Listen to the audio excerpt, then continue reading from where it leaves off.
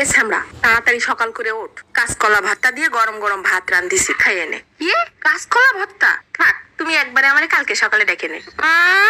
দাম দিচ্ছ না মোটে। তুই তো খাবি, তোর বাপ এসে খাবে নে। আসসালামু আলাইকুম। কাঁচকলা ভর্তার কথা শুনলি মানুষের জানি কিরাম গা জ্বলে ওঠে। এরাম করে একবার বানাই দেখে নে তিনি, আঙুল সাইটে পুটে ভাত খাবে নে। প্রথমেই নিয়ে নিছি 3টে কাঁচকলা, পেটটা একটু চিড়ে দিয়ে পুড়াই নিচ্ছি। ভালো করে উল্টে পাল্টে পুড়াই নিতে হবে না কিন্তু, পানি দিয়ে সেদ্ধ করে নিলে কিরাম জানি প্যাচ প্যাচ করে।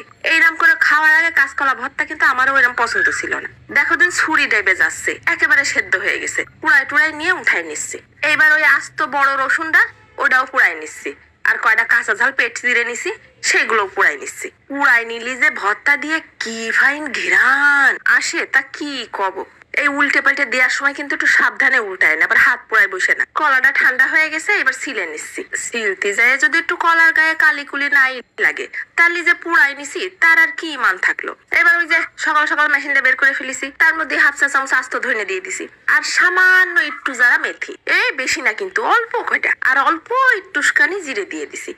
এগুলো সব সুন্দর করে আধ ভাঙা করে গুঁড়ো করে নিচ্ছি। এবার ওই গুঁড়োটা সরাই নিয়ে পুরা ঝাল আর রসুনটা দিয়ে দিছি।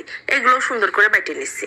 এই পুরাটা বাটার সময় যে কি ফাইন সেন্ট বেরোচ্ছিল, তাহলে এর মধ্যে পুরা কলা দিলে কি হবে না, বুঝতে পারতিছো? তারপর কলাগুলো এই রসুন ঝালের সাথে একটুখানি বেটে নিচ্ছি। বেটে ঘুটে নিয়ে তারপর ওই রসুন ঝালের সাথে কলাটা সুন্দর করে মাখাই নিচ্ছি। হাত দিয়েই মাখাই নিচ্ছি যেন সব কোনায় কোনায় একটু ঝাল রসুন ঢুকে যায়। এবার কড়াইতে দিয়ে দিছি 3 টেবিল চামচের মতো সর্ষের তেল। ওমা, তা দেখি ঘপ করে একটুখানি বেশি পড়ে গেল, সমস্যা নেই। এইবার 2টো শুকনো ঝাল ফোড়ন দিছি আর 2টো পেঁয়াজ কুচি দিয়ে দিছি। শেষে পেঁয়াজটা কাঁচাও দিলি হতো, গালে গন্ধ কবে না যে। পেঁয়াজের গায়ের কাঁচা ভাবটা চলে গেলে ওই গুঁড়ো মশলাটা দিয়ে দিলাম। এইবার 2-1 মিনিট ভাইজে নাড়াচাড়া করে নিয়ে এর মধ্যে কাঁচকলাটা দিয়ে দেবো। এইবার সব তেল মশলার সাথে কাঁচকলাটা মিশাই নিচ্ছি। তারপর দিয়ে দিলাম স্বাদ মতো নুন আর একটুখানি ধনেপাতা কুচি। একটুখানি হলুদ দিলি হয়তো, তা কাঁচকলা ভর্তা তা বোঝা যাবে না।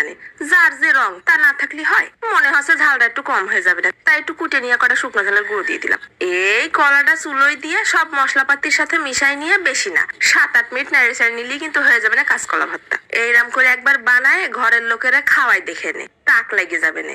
এই 3টে কলা দিয়ে 6 জনের ভর্তা হয়ে যাবে না। তা আমি একাই 3 জনেরটা নিয়ে নিছি। সাথে একটা ডিম ভেজে নিয়ে নিছি। সকালবেলা ডিম না খালি সারাদিন মাথা ঘোরে। কলা ভর্তাটা গরম গরম ভাতের সাথে মাখাই নিলাম রে বু, একেবারে ছক্কা মারা ঘিরানা স্বাদ। বোঝাই যাচ্ছে না যে কলা ভর্তা খাচ্ছি। আর মাঝখানে মাঝখানে একটু ডিম কেটে নিয়ে খাতি যে কি মজা লাগলো।